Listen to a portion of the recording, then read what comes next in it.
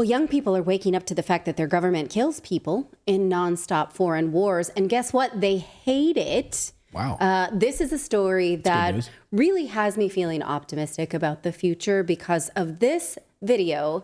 These videos we're about to show you that went viral, where young people are like, wait a minute, I'm an unwilling participant in foreign wars. This makes me unsafe. I don't want this. It's something that we've been saying for a long time, and it's wonderful. But meanwhile, the flip side, the awful part of this story, is that the media is protecting the American government's lies about the war on terror. So here's what happened. This letter from Osama Bin Laden from 2002 has been on The Guardian's website for years, over a decade. And when videos reacting to it recently in the context of the war in Palestine on Palestinians went viral, The Guardian deleted it. So first of all, an applause to these young people for seeking out context in this conflict. That's wonderful, but shame on the media for censoring their ability to do this and protecting the military-industrial complex and in using the censorship industrial complex. It's crazy. These are many evils. So at last, what I want to say is what I'm about to show you is absolutely not an endorsement of Osama bin Laden. So before you even try and type that out, I'm going to tell you to get the F out of here with that. He was not a good person who we should take life lessons from. He was an ideologue, trust fund baby with bloodlust, but he showed us very clearly what motivated that bloodlust, which is the U.S. war on Islamic people and Islamic nations, which involved Zionist accomplices. We ignore this at our peril, because the war on terror always brings us more war. And I think what young people are seeing is that they are complicit in voting for warmongers who use our taxes for death. So I just wanted to put that out there. No, okay, let's look at the letter. This is the 2002 letter from Osama bin Laden, translated to the American people. It's translated from Arabic, so, we'll just keep that in mind. It had been posted on the Guardian website for over a decade, but since the war in Gaza, young people started reading it to look for context for all of these terror attacks. Now, once the Guardian started to see this go viral, they removed it from their website. Take a look at this. Here's removed document, as if they thought, well, no one's going to be able to find this now. Right. The internet is not it's not ephemeral. We can't find it now. We sure showed them. Now, why would they do this? It adds more fuel to the fire. Right, because they don't want young people thinking like this. Now, I'm going to show you a compilation of these young people, and they are speaking in jargon. Some of it's very like these days. It's very hip. It's very now. Words that I'm not using right now.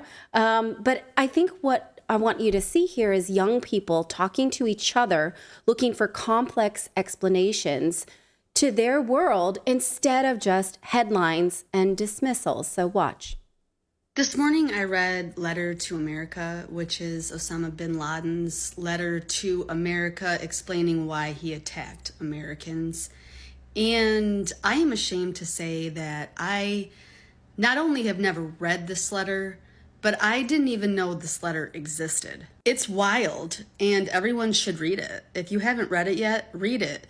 However, be forewarned that this has left me very disillusioned, and I feel the same exact way I felt when I was deconstructing Christianity. I feel a little bit just confused, like I have entered into another timeline. What is this?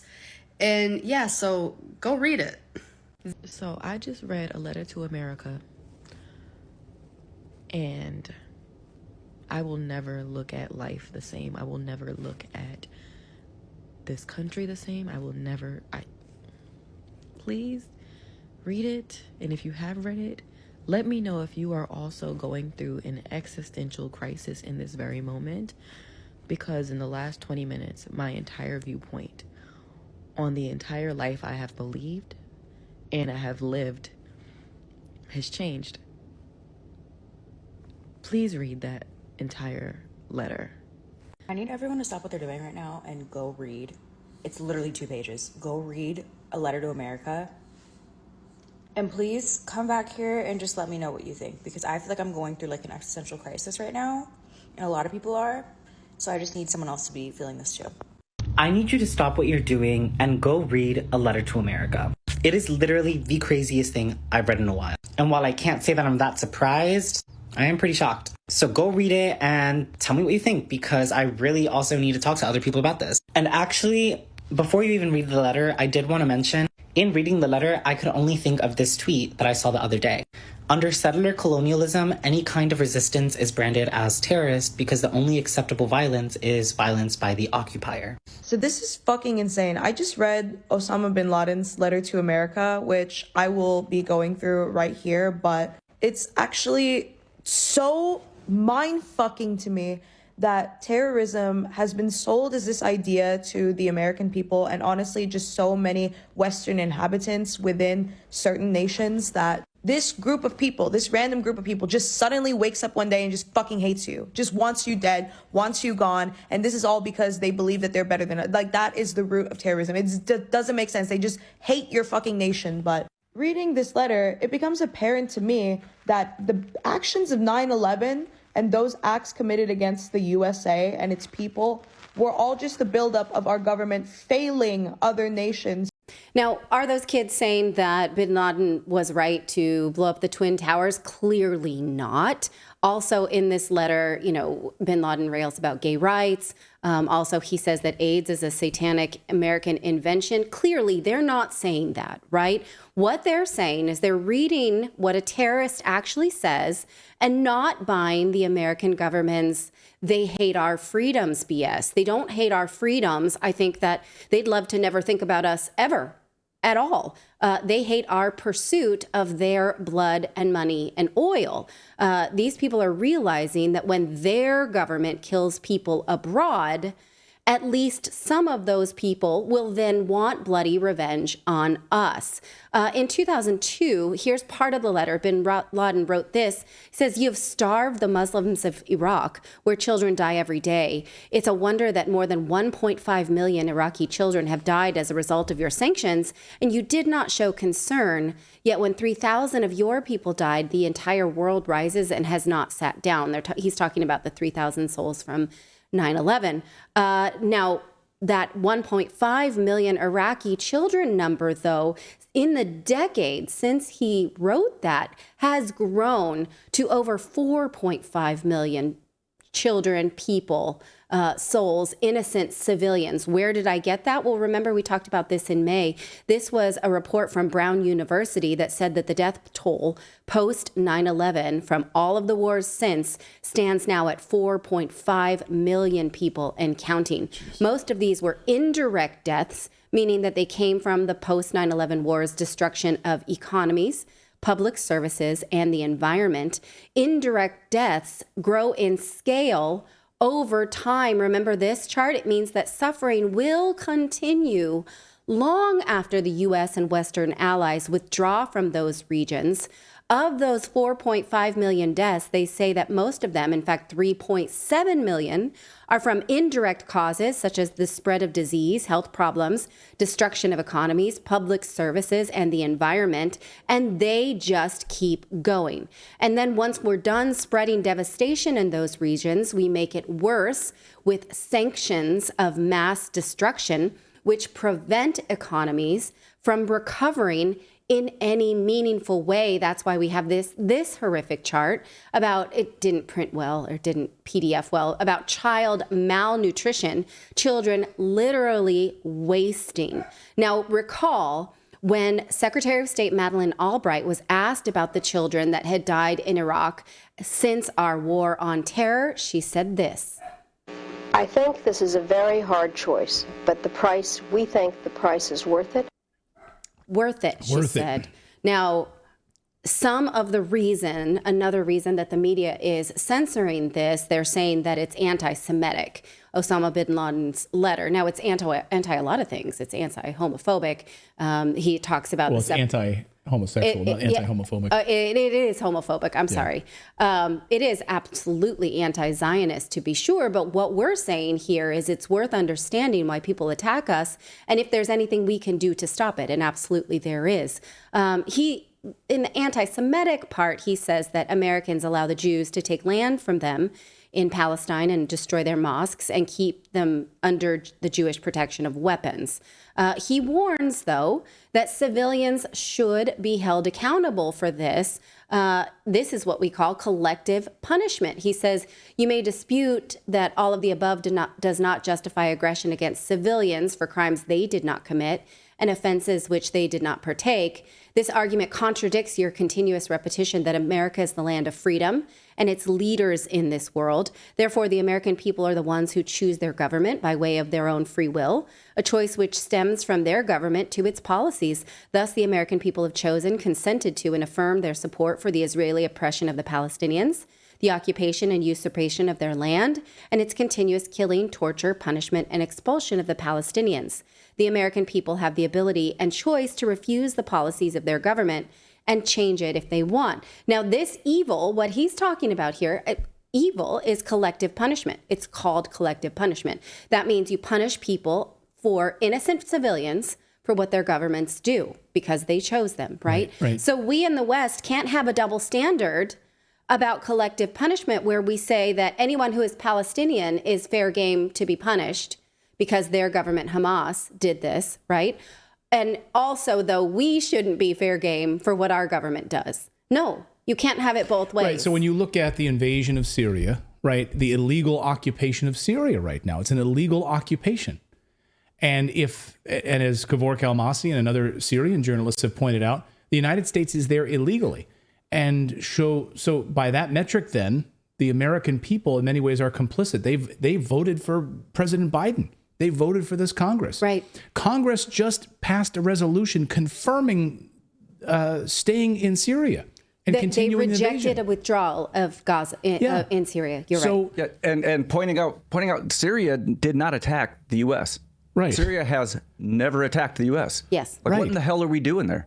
Right. Why are we attacking Russia, by the way? As our friend Tucker Carlson has pointed out, he's like, I've never known any American to have been killed by Russia. Mm-hmm. So why are we attacking Russia? Why, like, what are we doing? And so will we not expect there to be some sort of reprisal? Some sort of, we're worried about the safety of the American people, and you're literally swatting hornets' nests and going to be surprised when someone gets stung? Right. And so, again, this double standard that says, well, Palestinians, they're there, they voted for Hamas, then they're guilty too, they have to suffer collective punishment, then we should too, right? You can't have it both. So either you believe in protecting civilians or you don't.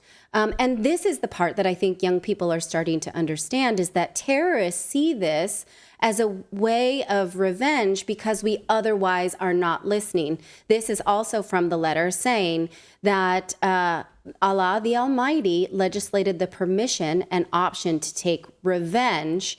Thus, if we are attacked, we have the right to attack back. Whoever has destroyed our villages and towns, then we have the right to destroy theirs. Whatever has stolen our wealth, we have the right to destroy their economy. And he says, why then did we attack in New York and Washington? Because look at the last line, America does not understand the language of manners and principles. So we are addressing it in a language it understands. Now, so whoever buys this, the they hate our freedoms BS, is not listening.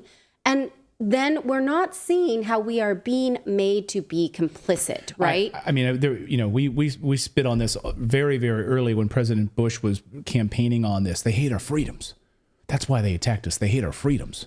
Like, anyone with a brain knew that wasn't the case. They just randomly hate our freedoms, so they're going to attack us? No, that's not at all what was happening. How about all the military bases that you're literally building in their backyard and stealing their oil and their resources? Right. Like, you're literally driving them into poverty. You're stealing their shit. Get out of their house, and maybe that's why they're upset. Not the justification for attacking and killing Americans, but that's exactly what the reasoning was. Not that they hate our freedoms. Go ahead, David. Well, I was just gonna say, there's more freedoms in what is the other countries is my point. That why aren't they attacking them? Uruguay, that's the one I was gonna use. There's more freedom there. They're not attacking Uruguay. Right. Yeah, the United States is not the freest country in the world that we purport to be, but there are a lot of countries that are actually freer So Right. yeah, why aren't they under a constant attack? Yeah. And another line the U.S. uses is, well, we don't negotiate with terrorists. Well, does negotiate mean stop killing them and taking their oil? In which case, maybe we should start negotiating, right? Well, and we created Hamas. Right. So we can't negotiate with an organization that we created and funded. We created Al Qaeda. No, but that's what they tell us is we can't we can't negotiate at all, because when the question is, well, why'd they do this to us? What do they want? Is a totally normal question, right? If someone breaks into your house with a gun, you say, what do you want? Right. And so we want to know, what is it they want? Why are they hurting us? This is a sincere, legitimate question. And we say, we won't negotiate with them. We're just going to We won't even bomb. listen. And so they don't want us to ask that question so that maybe we can give them what they want so that we are safer. If someone breaks into your house and they say, we want what's in the safe, you give it to them to save your children, right? That's a pretty rational response. So if they're saying, we want you to stop bombing us, maybe we should give it to them and reject this we don't negotiate with terrorists line so that we don't get terror on our shores the same way we did in the Orlando nightclub bombing, which was spun as some kind of attack on gay rights. It wasn't. Those people did not die because they were gay. They died because their government was attacking other countries abroad. Had nothing to do with being gay. And clearly, this is what young people are saying. Like, let's understand this and stop it. Like this girl, who, again, I'm going to warn you, she uses the F word and a lot of jargon, but I think she's pretty darling because it's just blowing her mind. Watch. Okay, so if you don't know what the fuck is going on in the world right now, I'm here to explain to you. Y'all, I'm shaking because I don't know what to do. Like, oh my God. Okay, so Osama Bin Laden came out with a letter to America, and this is just him answering the first question. This is just the first question. This is all information that I gathered from the first question. He asked 2 questions, he answered 1. Hold on. So, he says, because you attack us and continue to attack us, you attacked us in Palestine, it brings us both laughter and tears that you're yet tired of repeating your fabricated lies. Mind you, he's talking to America. America as a whole, okay? Attacked us on a daily basis. Over 30 million civilians have died. Not army people, regular civilians, your mama, your daddy, your grandma, the kids, dead. You steal our wealth and oil, I don't know this word, but because of your international influence, you sound entitled, America. The theft is indeed the biggest theft ever witnessed by mankind in history of the world. Starve the Muslims of Iraq. Children die every day. More than 1.5 million Iraqi children have died as a result of your sanctions and did not show no concern. Yet, when 3,000 of your people die, the entire world rises and has yet to sit down. He's talking about 9/11. 3,000 people died in 9/11. Yet every year, it's like, oh my God. But yet millions of people are dying and, oh my God. Oh my God. Hold on. He says, you have supported the Jews and their idea that Jerusalem is their eternal capital and agreed to move their embassy there. Listen, y'all, with Americans' protection, the Jews are planning to destroy, I don't know what this is. I'll put it right here. More than half a century of attacks. And did y'all know that the tax dollars are given to Israel to help them kill all the people in Palestine? I don't know what to do with this information. Like, I'm going crazy. Because it's like, what the fuck? Like, I'm not going to lie. I was little as fuck when 9/11 happened. Okay. Yeah, so she's in a bathroom. I love that she was in a bathroom, by the way. And then somebody walks in. Yeah. Well, you know what? Hey, look. Yeah, forget the jargon and all that. But like the fact that she's reading and trying to understand. She's like, I don't know all the answers. In her flowered notebook, Yeah, she's like, I'm just learning about this. Wait a second, is this true? Let me do more research on it. Is this true? Are people dying on a regular basis at the hands of U.S. occupation in different countries in the Middle East and Africa? Like, it's a great question. Good for young people for actually starting to investigate it here. Maybe these young people can join us in this peace movement because there is a lack of a peace movement in the United States. And it'd be great to see people like that rising up. And instead of voting for people like Joe Biden, because this generation, this Gen Z generation, 68% of them voted for the warmongers that run the United States of America right now. Antony Blinken, President Joe Biden, Kamala Harris, those people that run the country, Gen Z voted for overwhelmingly. Yeah. Oh, I'm going to blow your mind more, girl. Obama, Hillary Clinton, they all perpetuated this same war while they were in power. So it's all of them. I just think it's a wonderful awakening to see young people. They care about someone who is not in their community. They care a lot. They want to understand, and they're willing to accept nuance that is being censored from them under the guise of misinformation.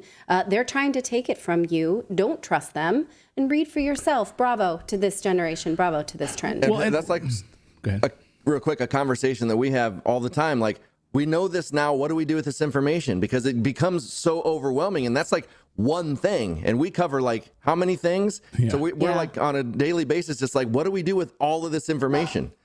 Well, and I think our audience knows this, right? Our audience is smart. They're well read. They understand what the United States has done here. I see it in our, I see it in our chat every night. They're aware of this tyranny of the United States and these other countries stealing resources and minerals and so forth, and gas and oil, and putting up military bases around the world. I see this on a regular basis. So that's great. I see that our audience is responding to this. They already know this, but there's a whole generation that is just waking up and like, how do I process this? You know what? Start reading.